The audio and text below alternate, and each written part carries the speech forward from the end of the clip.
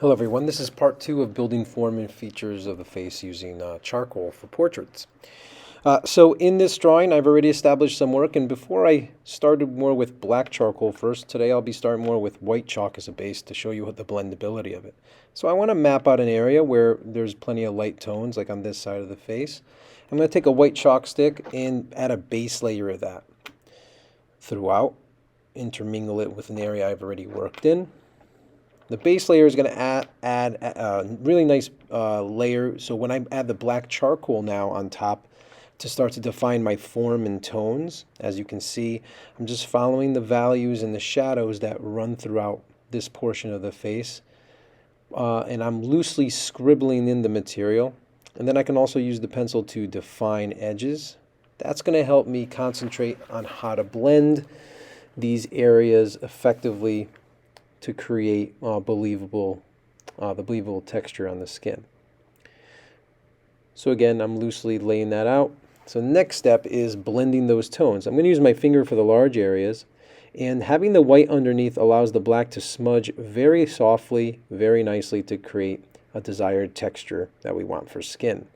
So here I can control the movement of the shadows, always looking at my resource photo of my portrait to merge the shadows and blend them together. This is the start. Any areas that need to get a little darker or lighter, I put in more of that material. If I have an area that was very dark and I made a mistake and it needed to get lighter, I could erase and then add material, so I wouldn't have to fight through so many levels of gray to get lighter. I'll be using combinations of white chalk stick, black charcoal pencil, and white charcoal pencil to define more edges, to enhance darker values, and of course bring out more highlights and lighter tones. The more like soft layers I bring, the more depth I get. Now I'm going to move on to a little hair because I want to describe that texture. I'm going to start with the pencil, and I'm going to refer movements with line work here that are based on the movements of the hair. As I bring more lines overlapped together, it creates darker space. If I just flick them out, I show lighter tones as well. I can also now go into the lighter tones and bring in some white chalk before I start to blend. And then I can start to merge the two to create really nice soft transitions and allow as much texture as I want to come out into it. We'll go more into hair in part 3 of this series. I'm just working and exploring the drop shadows on the neck here to help separate the face from the neck. And we're going to move into some features of the face requiring more detail and more exacting work. And that means the areas of the mouth and the teeth in a second. Again, continuing work, merging some of my new drawing into some of the older areas I worked in the previous video.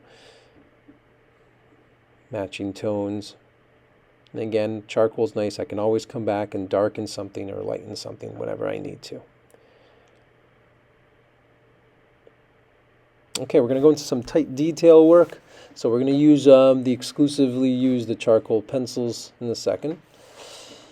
One important thing to do is, if you're going to be putting your hand over an area that's already been drawn and established, take a scrap piece of paper, lay that under your palm to protect your hand and that. What I'm going to do is start to chisel out the edges of the mouth where it's necessary with a black charcoal pencil. My upper lip is dark, so I'm going to put in a coat of black. And then I'm going to bring in subtly the edges of the lower lip. Since they're kind of light and really mixed with the skin, I'm not going to go too heavy. I have a blending tool here that will help me soften the texture of the pencil in there, as opposed to using my finger like I did on the rest of the face. And I can start to bring in some shadows. White chalk pencil is excellent here to lighten up areas. It actually blends into the black. And I can use my blending tool to soften those values together. So I have a more defined edges on my upper lip and less defined edges on my lower lip. So I control that by not outlining so much on the lower lip. For the teeth, I'm going to start to define the edges where it's darker on the teeth and on the gum line with the black. And then there's some shadow on my teeth and some spots of gray. I'll start to define that. Then I'll come back in with the white chalk into my highlights and to help lighten up the tones. Later on, I'll come back in and define the teeth a little bit more. Right now, they're a little too square-like in some areas, and I'm going to have to work some angles in. We'll see that in part 3, I believe.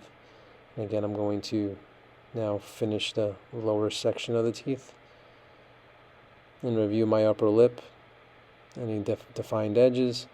This is something that will continue to be worked on throughout the rest of the drawing as I see fit.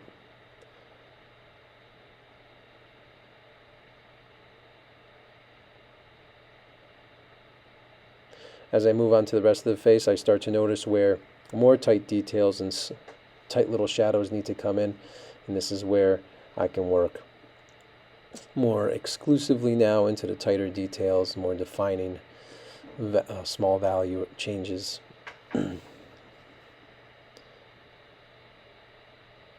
Using my blending tool whenever I need to help define an edge that my finger really can't attempt to do. As I look back into the face here, I see there's